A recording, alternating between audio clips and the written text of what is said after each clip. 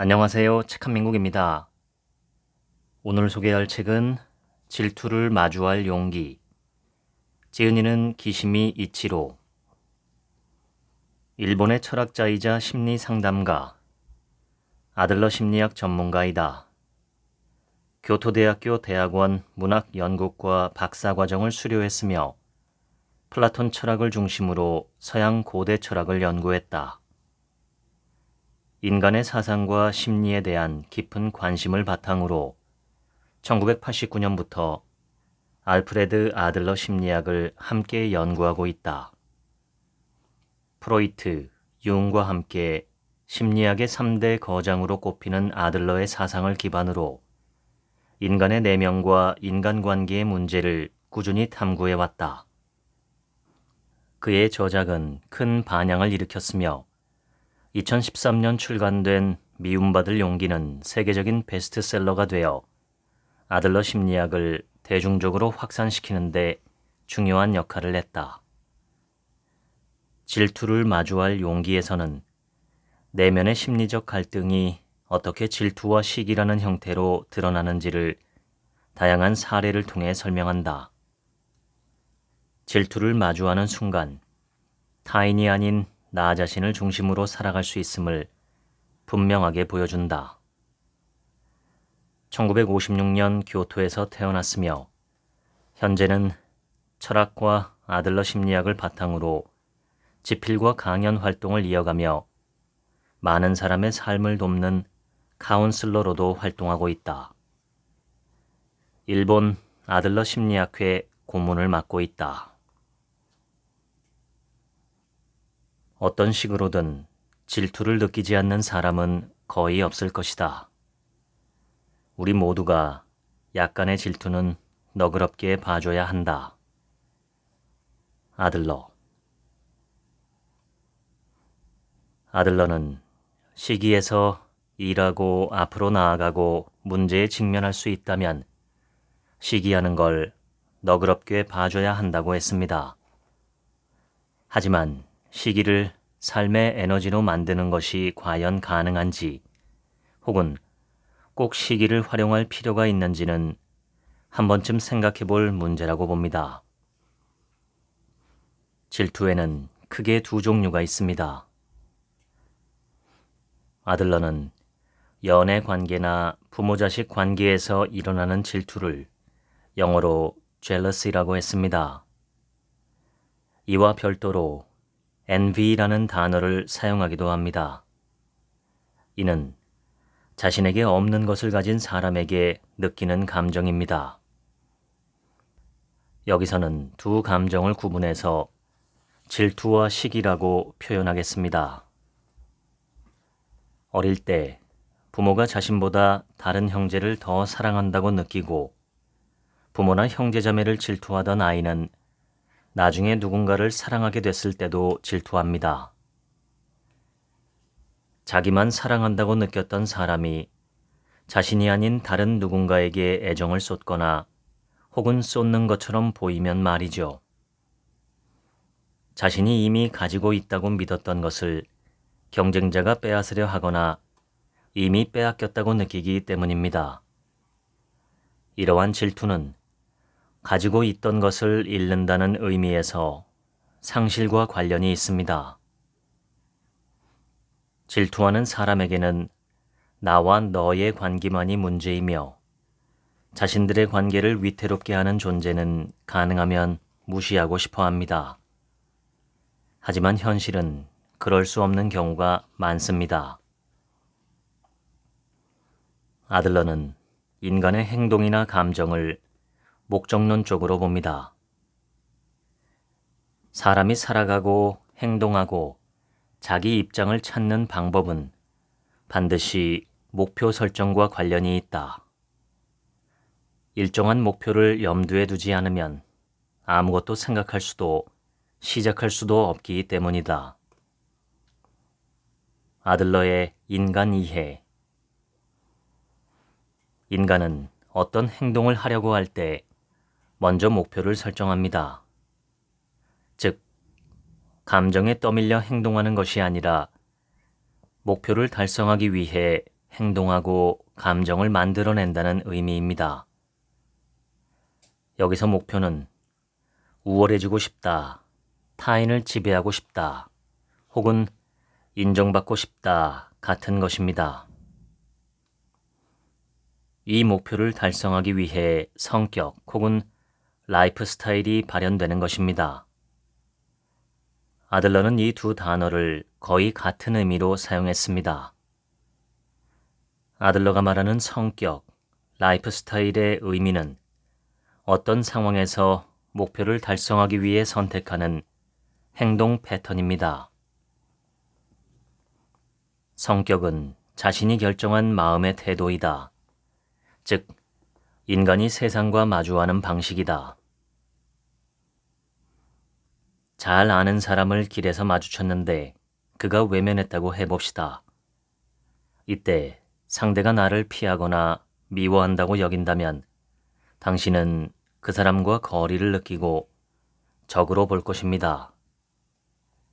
하지만 똑같은 상황에서 나에게 호의가 있어서 부끄러워하며 눈을 돌렸다고 생각한다면 상대와 연결되어 있다고 느끼고 친구로 볼 것입니다. 즉, 같은 상황을 다른 방식으로 해석하는 것입니다. 아들러는 성격이 타고나는 것이 아니라 스스로 선택하는 것이라 봤습니다. 같은 부모에게서 태어나 같은 가정 환경에서 자라도 아이마다 어떤 상황에서 어떤 행동을 하는지, 자신이나 세계를 어떻게 보는지 다른 것은 스스로 결정했기 때문이라고 설명합니다. 라이프 스타일과 성격에 따라 목표를 달성하기 위해 감정을 활용하기도 합니다. 아들러는 감정을 가리켜 라이프 스타일, 성격이 고조된 상태라고 말합니다. 순간적으로 욱해서 화를 내는 것처럼 보이는 사람도 지금 이 순간 화를 낼지 말지 순간적으로 결정합니다. 지금 화내는 것이 유리한지 아닌지 순간적으로 판단한다는 뜻입니다. 아들러는 곁에 있는 사람이 고통스러워할 정도로 큰 소리로 고함치는 사람을 예로 들었습니다. 그런 사람은 거울을 깨거나 값비싼 물건을 부수기도 하는데 나중에 자기가 한 일을 기억하지 못하기도 합니다. 물론 그렇게 말해도 대개는 아무도 믿어주지 않습니다. 화를 내더라도 자신이 소중히 여기는 것은 결코 망가뜨리지 않기 때문입니다. 분노하는 사람이 달성하려는 목표는 무엇일까요? 그것은 다른 사람을 지배하는 것입니다. 아들러는 이를 숨겨진 목표라고 부릅니다. 아들러는 이런 일이 일어날 때는 계획이 있다라고 했습니다. 무엇 때문에 폭발해 분노를 내보였는지 스스로 깨닫지 못했을 수는 있어도 모든 분노에는 반드시 어떤 계획이 있다는 것입니다. 질투 역시 하나의 라이프 스타일입니다. 아들러는 성격이란 인간이 세상과 마주하는 방식이다 라고 설명했습니다. 사람은 뛰어난 사람이 되고 싶다, 힘으로 타인을 지배하고 싶다, 인정받고 싶다 같은 목표를 달성하기 위해 여기에 필요하다고 생각되는 성격으로 질투를 갖게 된다는 것입니다. 아들러가 질투가 종종 평생을 따라다닌다라고 말한 의미는 질투하는 사람은 계속해서 사람을 바꿔가며 질투한다는 뜻입니다. 즉, 어릴 때 형제자매에게 그랬던 것처럼 성인이 되어서도 다른 사람을 질투한다는 것입니다. 스스로 라이프 스타일을 결정하지만 그 결정에 영향을 미치는 요인들이 있습니다. 가장 강력한 영향을 미치는 것은 형제자매 관계이고 그 외에 부모의 가치관, 자신이 나고 자란 나라의 문화가 영향을 미칩니다. 스스로 결정했다고 해도 어린아이 혼자서 결정했다고 볼 수는 없고 여러 가지 요인의 영향을 받아서 어떤 라이프 스타일로 살아갈지 결정합니다. 하지만 10살 이후에는 라이프 스타일을 바꾸기 어렵습니다. 자신과 타인 그리고 세상을 자기 나름의 방식으로 바라보고 같은 상황에서 항상 같은 방식으로 행동한다는 사실을 스스로 깨닫지 못하기 때문입니다. 질투는 강하고 깊은 열등감에 기반한다. 아들러. 어릴 때 부모의 관심이나 주목이 다른 형제자매에게 향하면서 질투를 경험한 사람은 성인이 되어서도 자신이 사랑하는 사람이 다른 사람을 사랑하게 될까봐 두려워합니다. 질투하는 사람은 가상이든 현실이든 라이벌과 자신을 비교하며 자신이 부족하다고 느낍니다. 이것이 열등감입니다. 열등감도 라이프 스타일입니다. 열등감을 숨기려는 노력이 지나치게 강해지면 결국 자신이 열등감을 느끼고 있다는 사실조차 깨닫지 못하게 됩니다. 그래서 질투하는 사람에게 열등감이 있냐라고 물으면 대부분은 없다고 대답합니다. 결핍이란 내가 충분하지 않다라고 느낀다는 뜻입니다. 질투하는 사람 중에 분노를 터뜨려서 감정에 호소하는 방법 외에는 다른 방법이 없다고 여기는 사람은 자신감이 부족하고 열등감을 느끼고 있는 것입니다. 질투하는 사람은 슬픔을 분노처럼 폭발시키기도 합니다. 슬퍼함으로써 무력한 상태에서 벗어나 우월감을 얻으려고 하는 것입니다. 하지만 이 우월감은 열등감의 이면일 뿐입니다. 사회학자 에리 프롬은 가족들과 가까이 지냈던 한 젊은 여성 화가에 대해 이야기합니다. 당시 프롬은 12살 정도였고 25살 정도였던 그녀는 아름답고 매력적이었습니다. 한번 약혼했지만 곧 파혼했고 그녀의 아버지가 아내를 잃은 뒤 그와 함께 지냈습니다. 에리 프롬의 기억 속에서 화가의 아버지는 늙고 재미없고 볼품없는 사람이었습니다. 프롬은 자신이 그렇게 본 것이 질투 때문에 왜곡된 시선이었을지도 모른다고 말합니다. 에리 프롬은 그 여성에게 강하게 끌렸던 것입니다. 어느 날 프롬은 충격적인 소식을 들었습니다. 그녀의 아버지가 세상을 떠나자 그녀가 자신을 함께 묻어달라는 유서를 남기고 스스로 생을 마감했다는 것이었습니다. 그때까지 자살한 사람을 본 적이 없었던 프롬은 어떻게 이런 일이 일어날 수 있는지, 젊고 아름다운 여성이 얼마나 아버지를 사랑하면 살아있으면서 그림을 그리는 기쁨보다 아버지 곁에 묻히는 것을 선택할 수 있었는지 내내 생각했습니다. 에리 프롬은 화가와 그녀의 아버지에게 질투를 느꼈습니다. 그는 화가에게 호감을 느꼈지만 화가는 관심을 프롬에게 돌리지 않았고 당연히 그 어떤 연애 감정도 없었을 것입니다. 프롬의 감정은 일방적인 것이었고 화가는 프롬이 자신에게 연애 감정을 느낀다는 사실조차 알지 못했을 가능성이 큽니다. 프롬은 일방적으로 화가에게 호감을 가졌지만 그녀가 자신에게는 관심을 주지 않았기 때문에 질투를 느꼈습니다.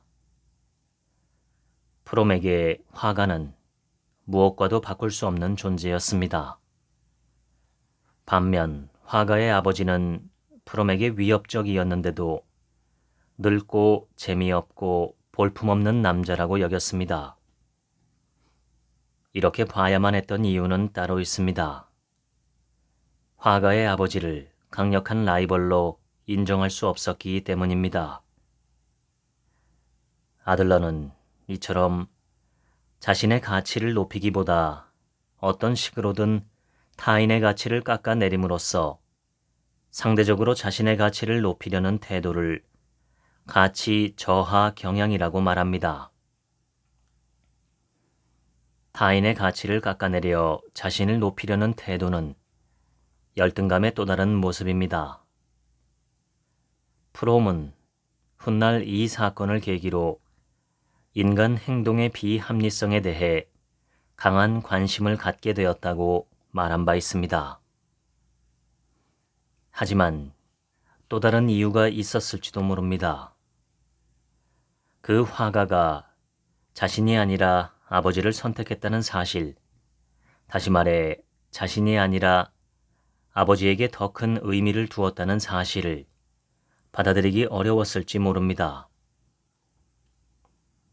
화가는 애초에 프롬과 아버지를 비교해 선택하려는 생각조차 하지 않았을 겁니다.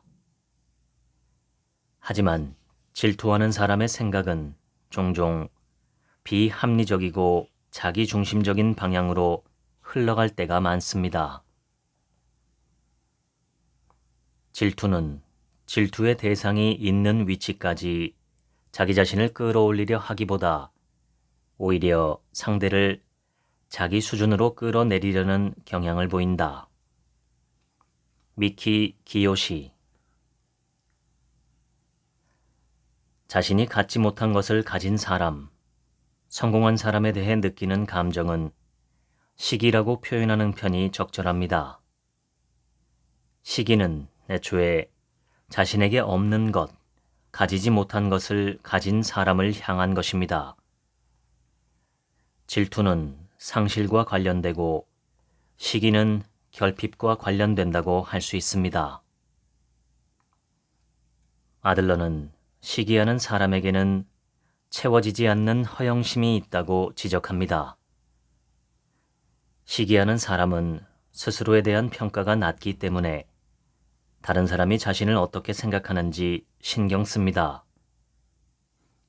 한편 좋은 평가를 받고 싶지만 아무리 노력해도 뛰어난 사람을 따라잡을 수 없다고 느끼는 순간 시기의 대상에게 분노나 증오를 품기도 합니다. 오늘날 사회적인 문제로 떠오른 혐오 발언이나 혐오 범죄에서 말하는 혐오는 사실 증오라는 의미입니다. 개인 간의 관계에서 증오는 특정 대상에게로 향합니다. 그런데 증오가 인종 전체를 향하면 대상이 더 이상 명확하지 않을 뿐 아니라 나치의 홀로코스트 같은 비극으로 이어질 수 있습니다. 질투하는 사람과 마찬가지로 시기하는 사람도 타인의 움직임을 살피느라 늘 분주합니다. 잘 아는 사람이 아닌데도 누가 결혼했다거나 이혼했다는 소식에 과도하게 관심을 두는 사람이나 새로운 유행을 끊임없이 쫓는 사람은 단순히 호기심이 많은 게 아니라 시기심을 가지고 있는 사람입니다. 아리스토텔레스는 철학은 놀라움에서 시작된다 라고 했습니다. 하지만 세상에는 아직 알지 못하는 것이 많다는 사실에 놀라고 그것을 알고자 하는 마음에서 비롯되는 호기심과 자기 안에 머물지 못하고 끝없이 바깥으로 향하는 호기심은 서로 다릅니다. 지위든 행복이든 절대적으로 차이가 난다면 시기가 생기지 않습니다. 자신과 그 사람 사이에 뭔가 공통점이 있고 나도 저 사람처럼 될 수 있다 라고 여겨질 때에만 시기가 생깁니다. 도저히 따라잡을 수 없을 것 같은 사람은 시기의 대상이 되지 않습니다. 그러나 내가 따라잡을 수 있을 것 같거나 공통점이 있는 상대는 다릅니다. 사람은 누구나 사랑받고 싶어 합니다. 질투하는 사람도 마찬가지입니다. 문제는 질투한다고 해서 사랑을 얻을 수는 없다는 사실입니다. 사랑받고 싶어서 하는 행동이 오히려 관계를 악화시키고 상대의 마음을 멀어지게 만든다면 질투라는 전략은 사랑받고자 하는 목적을 이루는 적절한 수단이 될 수 없습니다. 그런데도 질투를 멈추지 못하는 이유는 사랑하는 법을 모르기 때문입니다. 아들러는 질투는 협력과 반대되는 말이다 라고 했습니다. 질투가 협력과 반대되는 말이라고 한 이유는 사랑이 서로 함께하는 일이기 때문입니다. 에리히 프롬은 사랑의 요소 중 하나로 존중을 꼽았습니다. 존중은 상대를 있는 그대로 보는 것, 그 독자적인 개성을 이해하는 능력입니다. 설령 상대가 내가 원치 않는 삶의 방식을 선택한다고 해도 그것이 그 사람의 성장에 도움이 되는 일이라면 협력할 수 있어야 합니다. 에리 프롬은 존중을 상대의 고유한 개성을 이해하는 능력이라고 말했습니다. 상대의 개성을 보지 못하고 그저 막연한 누군가로만 바라보는 태도는 연애 관계에서도 나타납니다. 더 나아가 상대를 하나의 물건, 즉 자신의 소유물처럼 여기는 사람도 있습니다. 사람을 물건처럼 소유할 수는 없습니다. 아들러는 타인을 소유물로 규정하는 이런 태도 안에 질투가 존재한다고 말합니다. 질투는 인간이 타인을 소유물처럼 다룰 때 생겨난다. 질투의 밑바탕에는 타인을 지배하려는 경향이 있다. 아들러, 타인은 결코 소유하거나 손 안에 붙잡아 둘 수 없습니다. 에리 프롬은 인간의 삶의 방식을 크게 두 가지로 구분합니다. 하나는 존재하는 것, 다른 하나는 소유하는 것입니다. 어떤 사람은 사랑하는 이가 조금이라도 자신의 눈길이 닿지 않는 곳으로 벗어나면 더 이상 자신의 영향력이 미치지 않는다고 느끼기도 합니다. 이런 사람은 말 그대로 소유하고 싶은 것입니다. 사람은 물건처럼 가질 수는 없는 존재이건만 타인을 마치 물건처럼 자기 손이 닿는 곳에 머물게 하려는 것입니다. 이는 결국 상대를 지배하려는 마음입니다. 에리 프롬은 질투가 비합리적인 감정이며 동시에 탐욕이라고 생각했습니다. 탐욕스러운 사람은 아무리 많이 소유해도 만족하지 못합니다. 상대의 마음이 자신에게 향하도록 만들고자 하는 사람, 혹은 이미 멀어져가는 마음을 자신에게 붙잡아 두려고 하는 사람은 그를 물건처럼 보고 있는 것입니다. 물건이라면 내 마음대로 움직일 수 있을 테니까요. 하지만 사람의 마음은 결코 내 마음대로 바꿀 수 없습니다.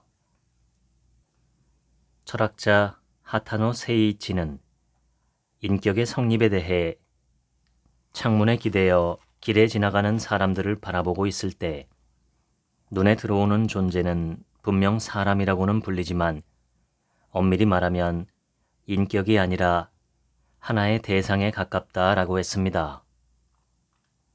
물론 대상은 단순한 물체를 의미하지는 않습니다.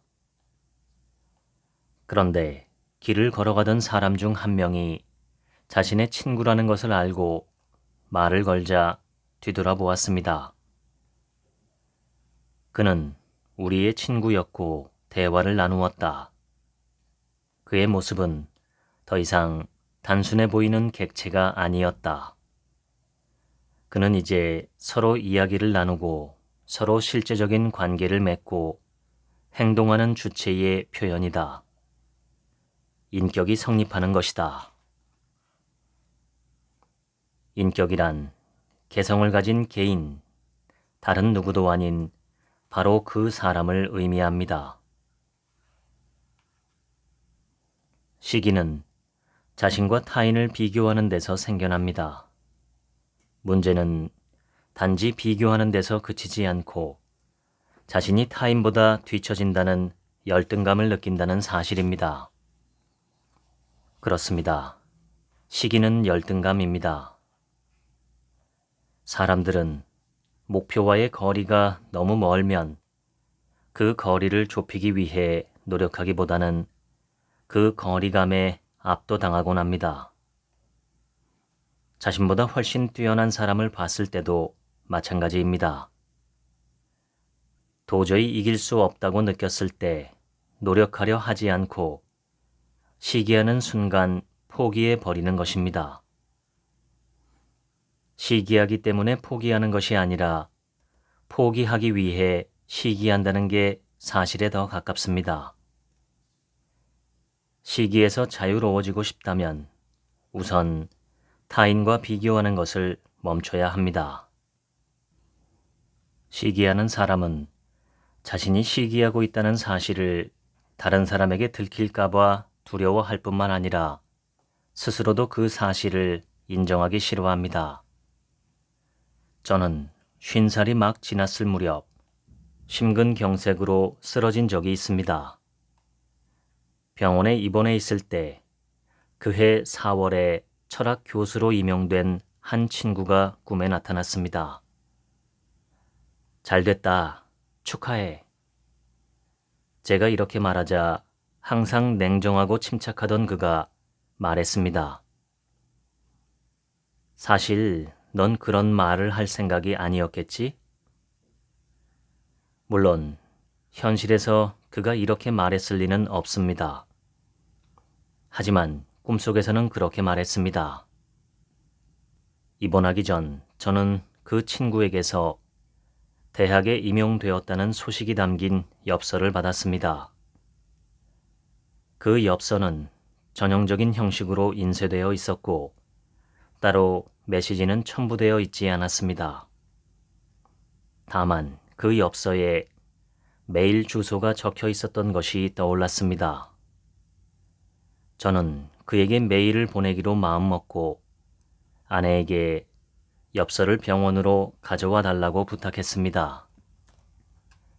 메일에 그의 임용을 축하한다는 말을 적고 현재 입원 중이라는 말을 덧붙였습니다. 구급차로 이송됐지만 다행히 목숨을 건졌고 지금은 회복 중이라고 쓴 뒤에 이렇게 마무리했습니다. 사회에 복귀하기까지 얼마나 걸릴지 아직 모르지만 지금은 일 같은 건 다 잊고 치료에 전념할 수밖에 없을 것 같아. 자네도 바쁘겠지만 부디 무리하지 말길. 이렇게 쓰기는 했지만 머릿속에서 일 생각이 떠나지 않았습니다. 젊은 시절 저는 그와 같은 연구실에서 나란히 앉아 철학을 공부했습니다. 그는 정교수가 되기까지 끈기 있게 노력했고 저는 연구자의 길이 아닌 다른 삶을 선택했습니다. 그 선택을 스스로 충분히 납득하고 있다고 생각하고 있었지만 실은 내가 이루지 못한 꿈을 이룬 친구를 시기하고 있었나 봅니다. 그때 제 마음은 뒤틀려 있었습니다. 그의 성공을 진심으로 축하하지 못하고 있다는 사실을 스스로 알고 있었기 때문에 꿈속에서 그가 사실 넌 그런 말을 할 생각이 아니었겠지? 라고 말하게 만든 것입니다. 메일을 보낸 그날 밤, 그는 병문안을 오겠다고 바로 답장을 보내왔습니다. 제가 그 꿈을 꾼 것도 그날 밤이었습니다. 다음 날 그는 바쁜 와중에도 저를 찾아왔습니다. 저를 걱정하며 달려와준 그를 보며 그런 생각을 했던 나 자신이 부끄러워졌습니다. 그보다 제가 더 뛰어나다고 생각한 것은 아니었습니다. 그러나 누군가 정말로 그렇게 생각하지 않았나요? 라고 묻는다면 선뜻 아니라고 말할 수는 없을 것 같았습니다. 그의 임용을 마냥 기분 좋게 받아들일 수 없었던 것은 사실 제가 그보다 더 뛰어나다고 생각했기 때문인지도 모릅니다. 시기하는 사람은 열등감이 있고 진정으로 탁월한 사람은 다른 사람과 자신을 비교하지 않습니다. 자신이 사실 뛰어나지 않다고 느끼기 때문에 다른 사람을 시기하고 있다는 사실을 인정하고 싶지 않은 것입니다.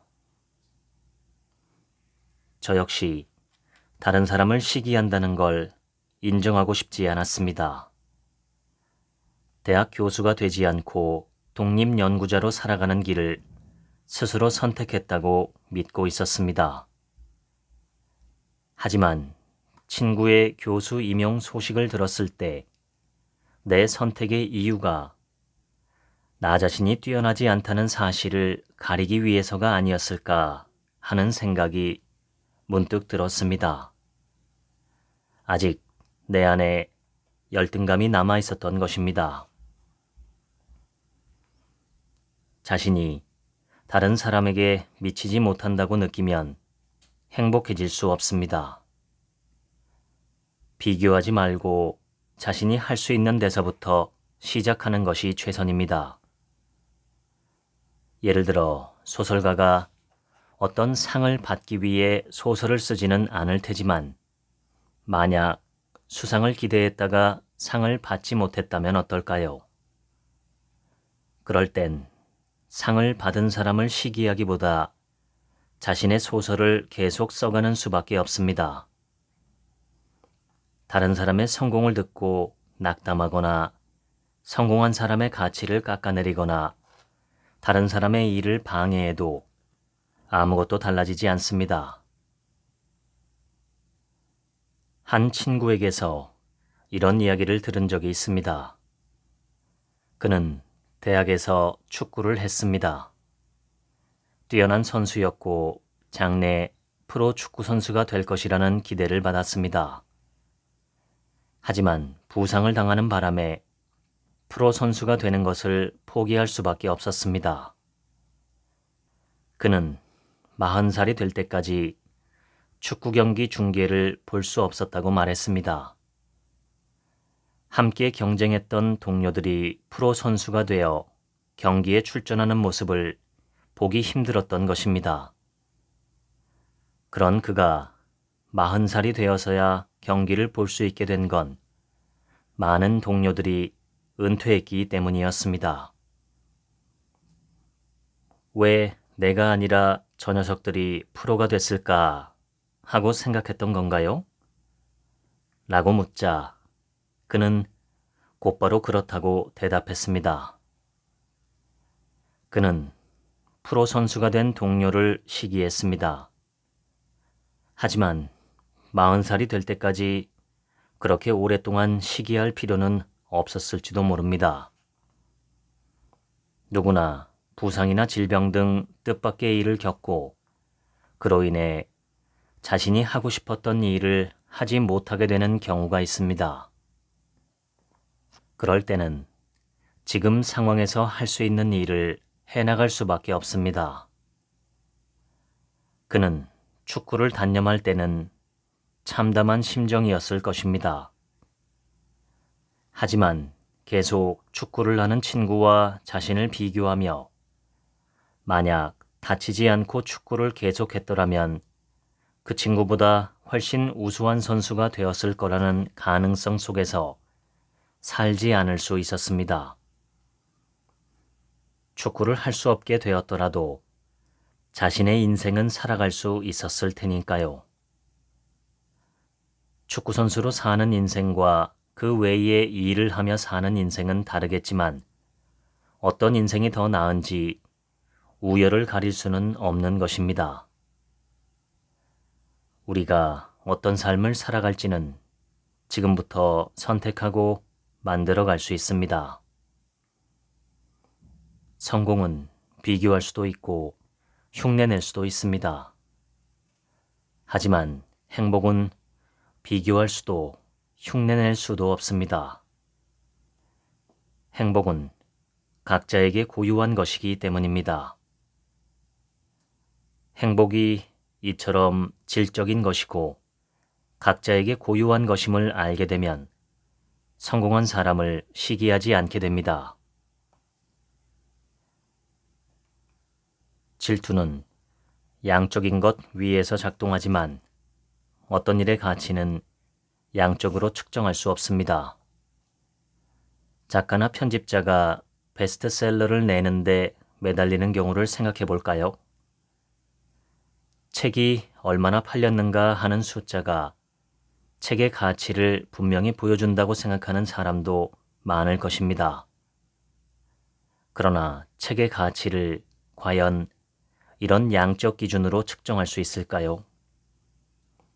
많이 팔렸다고 해서 그 책이 반드시 좋은 책이라고 할 수는 없습니다. 이것은 책에만 국한된 이야기가 아닙니다. 일의 가치를 양적으로 측정할 수 없다면 경쟁하는 것도 의미가 없습니다. 그의 일과 나의 일이 서로 다르기에 내 일이 열등하다고 할 수 없고 우월하다고도 할 수 없습니다. 시기하는 사람은 타인과 비교하는 그 순간 타인과 비교할 수 없는 자신의 개성을 인정하지 않는 것입니다. 다른 사람보다 더 뛰어난 일을 할 수 있다는 자신감이 없고 그 사실을 인정하고 싶지 않기 때문에 기만, 즉 타인을 속이는 수단을 사용합니다. 시기하는 사람은 상대의 뛰어난 점, 자신은 도저히 따라갈 수 없다고 인정하는 점은 건드리지 않습니다. 그 대신 결점을 찾아내고 그 결점이 있다는 이유로 그 사람이 하는 일이 전부 가치가 없는 것인 양 공격합니다. 학력을 따지거나 학위가 없으면 그 사람이 하는 일이 가치가 없다고 말하는 식입니다. 혹은 한 군데 실수가 있었다고 해서 책에 쓰여 있는 내용이 모두 틀렸다고 말하는 사람도 있습니다.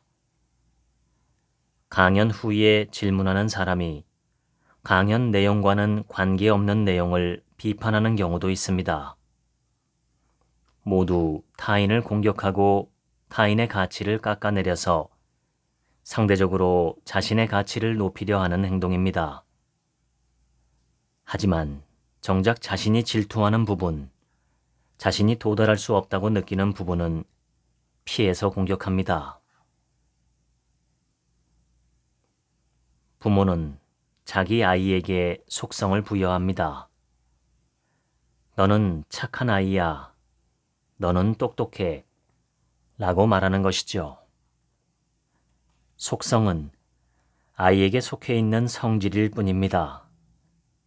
부모가 아이를 바라보는 방식이자 평가이기는 하지만 그것이 반드시 아이의 본질이나 개성을 나타내지는 않습니다. 하지만 아이는 부모에게 그런 말을 들으면 그것을 그대로 받아들입니다. 아이는 부모의 말에 쉽게 반발하지 않습니다. 정신과 의사 로널드 랭은 어떤 사람에게 부여되는 속성은 그 사람을 한정하고 그 사람을 특정한 위치에 놓는다 라고 말합니다. 아이는 어떤 모습으로든 자랄 수 있어야 하지만 부모가 부여한 속성으로 한정됩니다. 예를 들어 좋은 성적을 받는 아이로 한정되는 식입니다. 그렇게 부모가 아이에게 부여한 속성에 맞추려고 하면 아이는 개성을 잃어버립니다. 자신이 공부를 잘한다고 느끼는 아이는 부모뿐 아니라 주변 어른한테도 그런 소리를 들으면 똑똑하다는 속성에 자신을 맞추려고 합니다. 공부만 잘하는 게 아니라 행동이나 태도 면에서도 문제를 일으키지 않는 착한 아이가 되지만 점차 개성을 잃어버립니다. 문제는 공부가 점차 어려워지면 자신이 잘하지 못한다는 현실에 부딪힐 수도 있다는 사실입니다.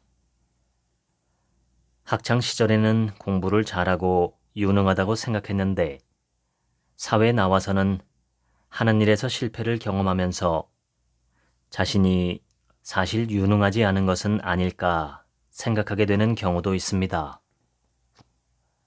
그런 현실에 직면하지 않고 똑똑한 아이라는 부모가 부여한 속성에 맞추어 살아가는 아이는 독립된 인격이라고 할 수 없습니다.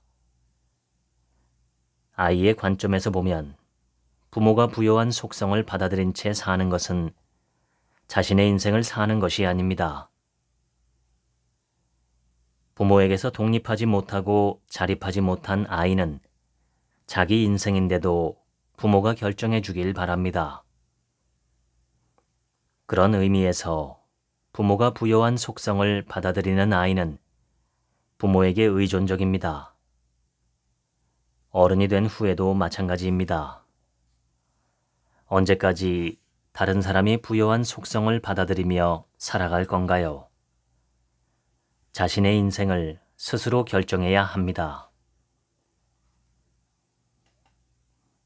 있는 그대로의 자신이 된다는 말은 다른 누구도 대신할 수 없는 자기 자신으로 산다는 뜻입니다. 속성은 나에게 속한 성질일 뿐 자기 자신 그 자체는 아닙니다. 속성은 타인과 비교할 수 있지만 개성은 타인과 비교할 수 없습니다. 다른 사람도 가질 수 있고 서로 비교할 수 있는 일반적인 속성이 아니라 다른 누구와도 비교할 수 없는 개성에 주목하면 다른 사람과 비교하면서 생겨나는 질투와 시기에서 자유로워질 수 있습니다. 속성에 주목하면 개성을 잃어버리고 개성적인 사람이 될 수 없다는 사실을 기억해야 합니다.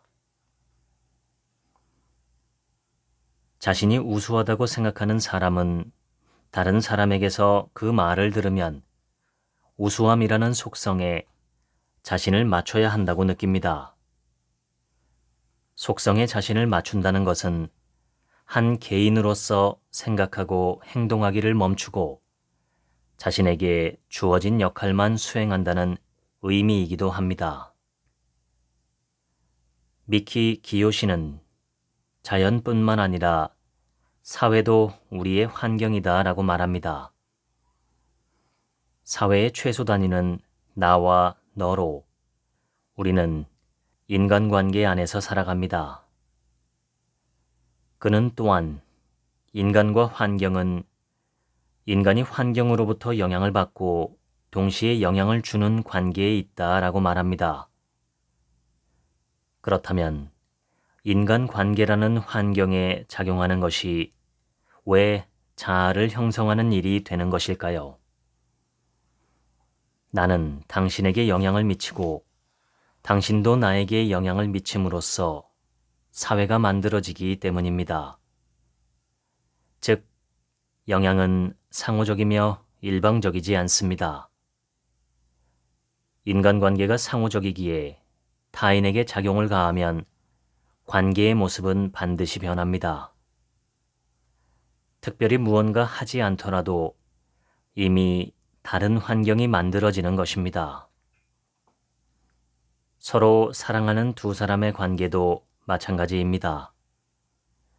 이제 더 이상 상대를 몰랐던 때로 돌아갈 수 없습니다. 아들러는 자존감을 키우면 용기가 저절로 생길 것이다 라며 이런 말을 덧붙입니다. 자신에게 가치가 있다고 여길 때에만 용기를 낼 수 있다. 여기서 아들러가 말하는 용기는 우선 일에 임하는 용기, 인간관계 속으로 들어가는 용기입니다. 타인을 어떻게 보느냐는 일뿐만 아니라 삶을 어떻게 살아갈지에도 큰 영향을 미칩니다. 우리가 용기를 내야 하는 까닭은 인생의 진정한 기쁨과 행복이 인간관계 안에서 만들어지기 때문입니다. 이런 용기를 가지려면 우선 자신에게 어떤 가치가 있다고 느낄 수 있어야 합니다. 간단히 말하면 자기 자신을 좋아할 수 있어야 한다는 뜻입니다. 그러나 많은 이들이 어린 시절부터 부모나 교사에게 꾸지람을 들으며 자라는 사이 자기 자신을 좋아하지 못합니다. 이제 그 고리를 끊어야 합니다.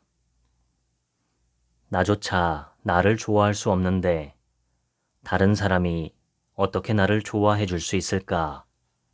라고 생각하는 것부터 멈춰야 합니다.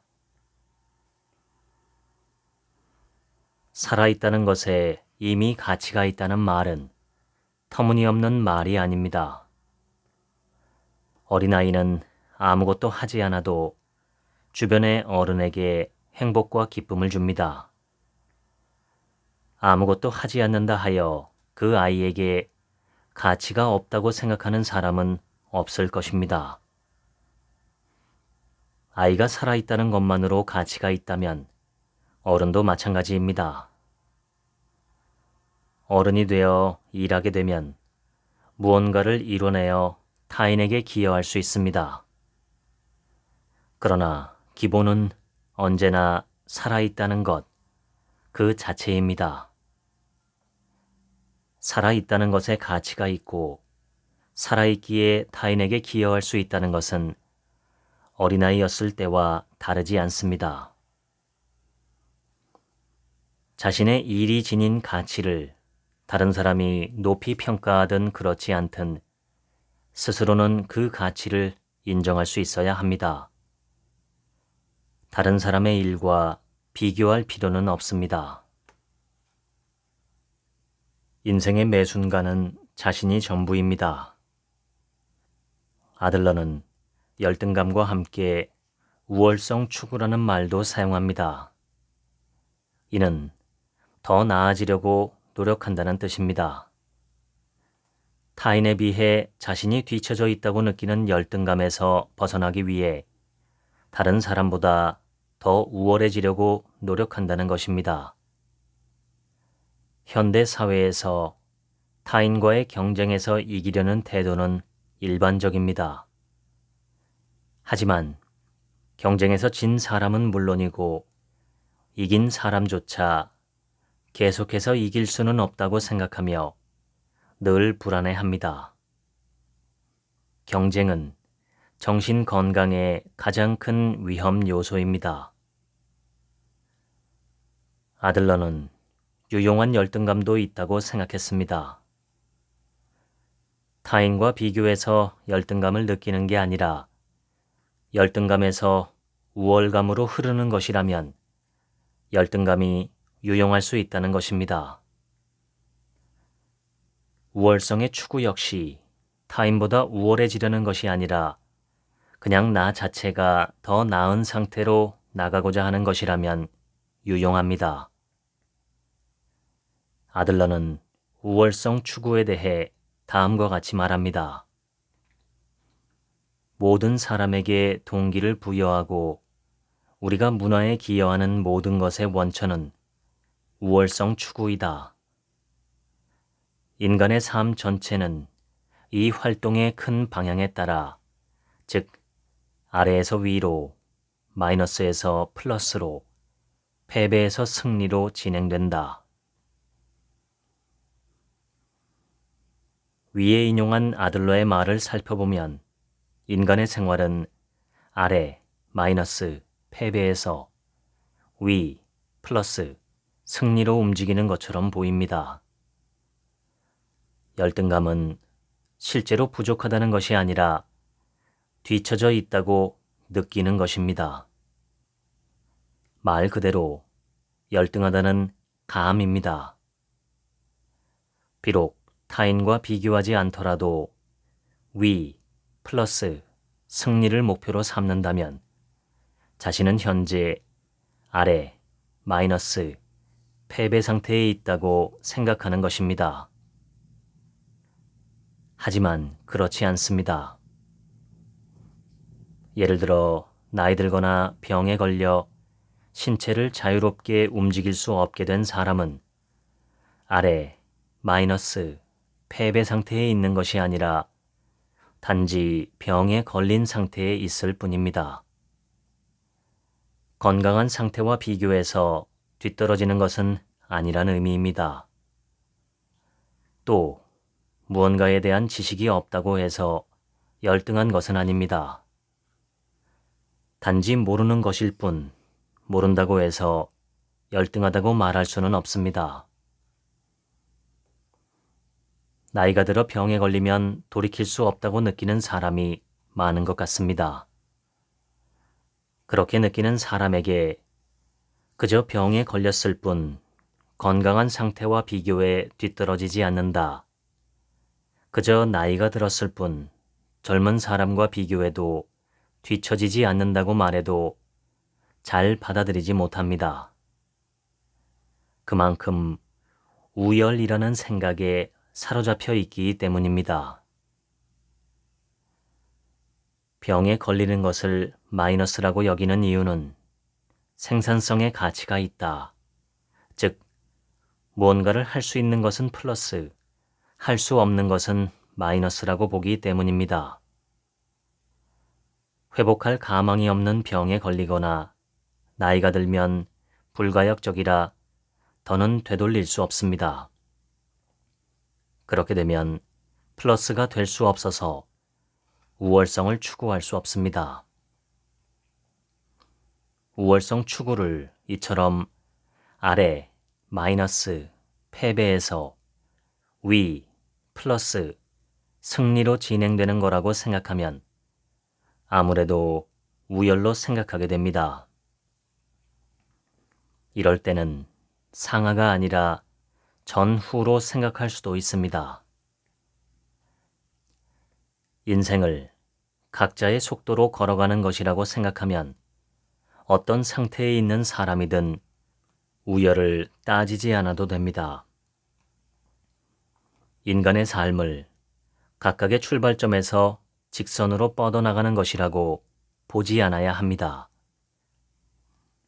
물론 누구나 이 세상에 태어나서 마지막에는 모두 죽지만 그렇게 인생을 직선으로만 봐야 하는 것은 아닙니다. 아들러는 인생은 발전하는 것이다. 우리는 진화의 흐름 한가운데에 있다. 라고 말합니다. 그러나 앞으로 나아가지 못하더라도 설령 뒤로 물러나게 되더라도 그때의 모든 상태가 곧 살아가는 것입니다. 그런 의미에서 살아간다는 것은 단지 존재하는 것이라고 볼 수 있습니다. 인생의 어느 단계에 있든 매 순간 자신이 전부입니다. 아직 불완전하다거나 절정을 지나 죽음을 기다리는 내리막길에 있다고 생각할 필요는 없습니다. 어떤 상태의 자신이라도 받아들이면 됩니다. 질투를 내려놓으면 삶은 더 가벼워집니다. 지금까지 질투를 마주할 용기 읽어드렸습니다. 지금부턴 제 얘기입니다. 저자는 시기와 질투의 원인으로 상실과 결핍을 이야기합니다. 상실과 결핍에 대해 생각나는 에피소드가 하나 있습니다. 제 지인 중 한 명이 미국으로 이민 간 지 20년이 가까이 되어가고 그곳에서 3명의 아이를 낳아 키웠습니다. 첫 아이가 태어났을 때는 미국 사회가 제공하는 많은 좋은 것들을 아이에게 다 주고 싶어서 아이를 데리고 세 식구가 미국 전역에 있는 국립공원이나 놀이동산 혹은 박물관 등에 연간 회원권을 끊어서 많이 다녔다고 했습니다. 둘째가 태어났을 때는 아이 둘을 데리고 돌아다니기도 힘들고 부모도 할 일이 많아져서 첫째 아이만 있었을 때만큼은 여행을 다니거나 탐방을 하지 못했다고 했죠. 연간 회원권도 둘째 아이에게는 첫째 아이만큼은 해주지 못했다고 했습니다. 그런데 셋째가 태어났습니다. 아이 셋을 데리고 돌아다니기는 버겁고 부부는 더 바빠져서 셋째 아이에게는 연간 회원권을 하나도 끊어주지 못했고 5 식구가 함께 여행을 하는 것도 첫째나 둘째에 비하면 훨씬 적게 할 수밖에 없었습니다. 그런데 흥미로운 것은 새 아이의 반응입니다. 모처럼 5 식구가 어딘가를 놀러 가게 되면 막내는 굉장히 기뻐하고 행복해합니다. 그런데 둘째는 막내만큼은 행복해하지 않는다고 합니다. 왜냐하면 자기가 어렸을 때 온 가족이 여행을 하던 빈도나 내용에 비해서는 막내가 태어난 후에 하는 여행은 멀리 가지도 못하고 뭔가 빈약해졌다고 느끼기 때문입니다. 그러한 불만감과 부족감이 가장 많은 것은 첫째 아이라고 했습니다. 원래는 엄마 아빠와 함께 자기가 가고 싶은 곳은 어디든 다 가고 다 즐길 수 있었는데 둘째와 셋째가 태어나면서부터는 점점 자신의 것이 박탈되었기 때문입니다. 그래서 막내인 셋째는 엄마 아빠에 대해서 대단히 고마워하고 여행을 해도 행복해하는데 첫째는 가장 크게 부족감이나 불만감을 느낀다고 합니다. 그 지인의 말은 이렇습니다. 첫째에게 100을 해줬다면 둘째에게는 70도 못 해줬고 막내에게는 30도 못 해줬는데 막내가 제일 고마워하고 기뻐하며 첫째가 가장 불만스러워한다는 것입니다. 각자가 기준점을 어디에 두느냐에 따라서 행불행과 만족 불만족이 결정되는 것이죠. 결국 중요한 것은 내 마음의 상태, 그리고 나의 선택과 반응입니다. 지금 시대는 인류가 살아온 과거 300만 년 중에 물질적으로 가장 풍요롭고 안전한 상태입니다. 물론 지역에 따라 나라에 따라 그 정도가 다르긴 한데 흥미로운 점은 위에 말씀드린 지인의 사례처럼 물질적으로 풍요로운 국가일수록 그 국민들이 정신적으로 불행해하거나 우울해하거나 자살하거나 불만족이나 부족감을 느끼는 경우가 더 많다는 것입니다. 우리는 일단 내게 주어진 것은 당연한 내 것이라고 생각합니다. 마땅히 내가 누려야 하고 언제나 나에게 주어져 있어야 올바른 것이라고 생각합니다. 그런데 어떤 것도 그런 것은 없습니다. 깨끗한 물과 맑은 공기, 유해하지 않은 환경이나 좋은 치안 상태 같은 것들은 사회 전체가 애쓰고 노력해서 만들어내는 것입니다. 당연히 감사해야 하는 것이고 그러한 것이 내게 주어졌음이 큰 축복이라고 인식해야 마땅합니다. 그런데 인간은 무엇에든 적응합니다. 좋은 것이든 안 좋은 것이든 적응합니다. 좋은 곳에 적응하면 조금만 좋지 않은 것이 생겨도 혹은 기존에 좋았던 것이 약간만 사라져도 불만감이나 불행감을 느끼죠. 좀 더 진행되면 우울해하거나 슬퍼하거나 분노하고 좌절합니다. 마찬가지로 안 좋았던 환경에서 좋은 것이 조금만 생겨도 우리는 기뻐하고 행복해야 합니다.